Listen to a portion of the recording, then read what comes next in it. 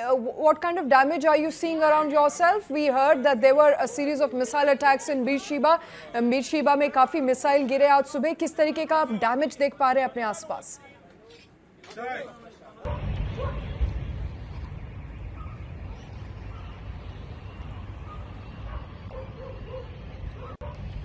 बिल्कुल श्वेता, देखिए cease fire के ऐलान के बाद ईरान की तरफ से इजराइल को जो तोहफा मिला है वो हम आपको दिखाने की कोशिश करते हैं। शायद प्रेसिडेंट ट्रंप तब समझ पाएं कि वो मामला कितना कॉम्प्लेक्स है। तो न्यूज़ 9 की टीम इस वक्त यहाँ पर मौजूद है, ठीक उसी जगह पर जहाँ पर कि इजराइल के एक इलाके को टारगेट करने की ईरान के मिसाइलों ने कोशिश की थी और वो मिसाइलें आकर इसी जगह पर गिरी है, इसी स्पॉट पर गिरी है। और मेरे कैमरा सहयोगी रोहित आ रहे हैं और ये देखिए ये इलाका है जहां पर कि इस वक्त आप देख सकते हैं कितनी बर्बादी हुई है, कितनी तबाही हुई है, कितना डिस्ट्रक्शन है और किस तरह की कैजुअल्टी हुई होगी इसके बाद आप समझ सकते हैं। सबसे बड़ी बात यह है कि अमूमन मिसाइल के हमले के दरमियान ज़्यादातर इजरायली लोग सुरक्षित बंकरों में चले जाते हैं। इस बिल्डिंग के साथ ऐसा क्या हुआ वो नहीं पता, लेकिन अगर उन्होंने थोड़ी सी चूक की, थोड़ी सी लापरवाही की तो उसकी कीमत उन्हें चुकानी पड़ रही है। इस वक्त न्यूज़ 9 पर हमारे दर्शक इस तस्वीरों को देख रहे होंगे। ये वो बिल्डिंग है जहां पर आकर ईरान के बैलिस्टिक मिसाइल ने हिट किया था। बीरशेबा पिछले एक हफ्ते के दरमियान तीन बार ईरान के मिसाइल हमलों ने इस इलाके को हिट किया। और अभी आप देखिए ये करीब 6th या 7th फ्लोर की ये बिल्डिंग दिख रही है और यहाँ पर आप देख रहे हैं कि जो सिक्योरिटी पर्सनल्स हैं, जो रेस्क्यू टीम के लोग हैं, वो लगातार काम कर रहे हैं, कोशिश कर रहे हैं कि कहीं कोई इस बिल्डिंग में ऐसा तो नहीं कि जो मलबे में यहाँ पर दबा हो और उसको निकाला जा सके। उसके लिए लगातार जद्दोजहद की जा रही है, कोशिश की जा रही है। तबाही की इन तस्वीरों को आप यूँ देखिए कि बिल्डिंग की तो हालत जो है वो आप देख ही रहे हैं। इस बिल्डिंग के ठीक सामने में जो दर्जनों गाड़ियाँ थी उन गाड़ियों को आप देख रहे हैं कि उन गाड़ियों की स्थिति क्या बनी हुई है। और इसके बाद बहुत से जो यहाँ पर जो रेस्क्यू टीम के लोग थे उन्होंने बिल्डिंग के अलग अलग कोने में जाकर एक आप कहें कि इस खंडहर के बीच में से लोगों को, जैसे एक तस्वीर रोहित यहाँ दिखाई, अब देखिए उस ठीक बिल्डिंग के सामने में इस सिक्योरिटी पर्सनल को देखिए कि ये यहाँ पर यहाँ पर आकर वो सर्च कर रहे हैं कि कहीं कोई जो व्यक्ति है या तो घायल स्थिति में तो नहीं रह गया है, छूट गया है। देखिए अब तक के आंकड़े के मुताबिक आधिकारिक तौर पर 4 लोगों के मारे जाने की बात कही जा रही है, जबकि ये आंकड़ा बढ़कर 8 तक पहुंचने की बात हो रही है। वहीं दूसरी तरफ 3 दर्जन लोग घायल हुए। उस बिल्डिंग को तो हमने आपको दिखाया, उस बिल्डिंग के बाद जो सामने की बिल्डिंग है जहां से खड़ा होकर मैं आपको ये सब चीज़ें दिखा रहा था, वहां पर देखिए कि क्या स्थिति बनी हुई है। वहीं दूसरी तरफ देखिए कि ठीक मेरे माथे के ऊपर में यहाँ पर मैं देख रहा हूँ कि छोटा ड्रोन जो है वो कैमरे के जरिए लगातार, और रोहित जरा इधर दूसरी तरफ दिखाइए। अब आप देखिए कि ये बिल्डिंग यहाँ पर उस बिल्डिंग से करीब 100 मीटर दूर था, उसका क्या डैमेज हुआ है। एक फ्लोर पर आप देख लीजिए, किसी का बालकनी, किसी की खिड़की, किसी का दरवाज़ा और ये किसी का पूरा घर टूटा। कुछ तो गीज़र मुझे यहाँ पर टूट के लटकते हुए दिख भी रहे हैं। वही हाल एयर कंडीशन और दूसरी तमाम चीज़ों का है। लेकिन बात वही है कि जहाँ जिंदगियाँ दाव पर लगी है वहाँ सामानों की कौन पूछते हैं। कहते हैं कि जान बचे तो लाखों पाए, लेकिन यहाँ स्थिति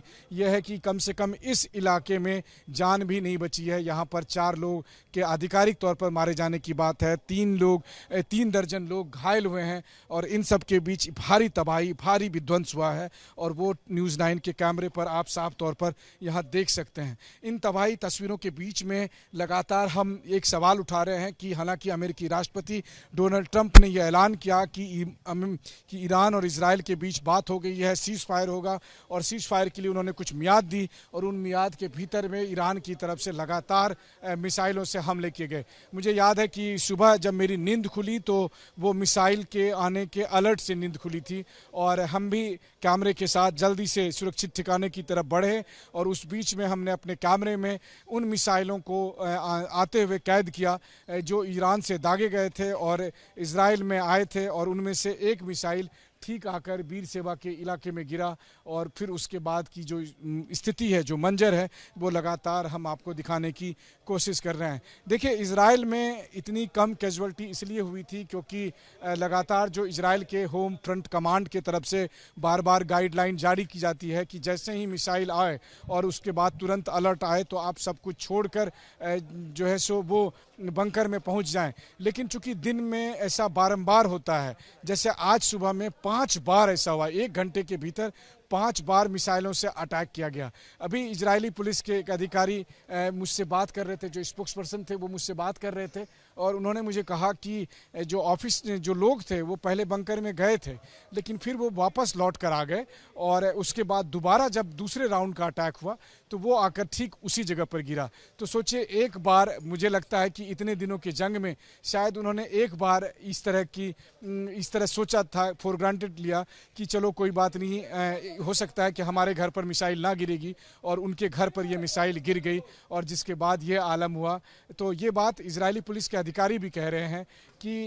ये लोग इनके परिवार के कुछ लोग बंकर में चले गए थे, बट कुछ लोग यहीं रह गए, वो नहीं गए, वो गए थे फिर वापस लौट कर आ गए, और जो दूसरे राउंड का मिसाइल अटैक हुआ तो उसमें उसकी वो चपेट में आ गए, और जिसका परिणाम ये हुआ कि उनकी ज़िंदगी चली गई और 3 दर्जन से अधिक लोग यहाँ पर घायल हो गए। तो इस बिल्डिंग की इन तस्वीरों को आप देखिए, और इसके बाद आप अंदाज़ा लगा सकते हैं कि क्या सिचुएशन यहाँ पर बनी होगी। ये अभी भी एक्टिव वॉर जोन है, और उस एक्टिव वॉर जोन में अभी आपको मैं बताऊं, जो सबसे दिलचस्प बात है वो ये है कि इन्हीं के बीच में जो सिक्योरिटी पर्सनल्स हैं, उनकी बड़ी जिम्मेदारी ये भी हो रही है कि जो लोग यहाँ पर कवरेज के लिए दुनिया भर की तमाम मीडिया मौजूद है, उन सबको वो लगातार इस बात की तब भी वो हिदायत दे रहे हैं कि आप अपना भी ध्यान रखें, क्योंकि अभी इस बात की गारंटी नहीं है कि ये बिल्डिंग कब गिर जाएगी। ये जो आसपास की बिल्डिंग है वो मिसाइल के धमाके से काफ़ी बुरी तरह से डैमेज हुए हैं, तो ऐसे में इस बात की बहुत गुंजाइश है,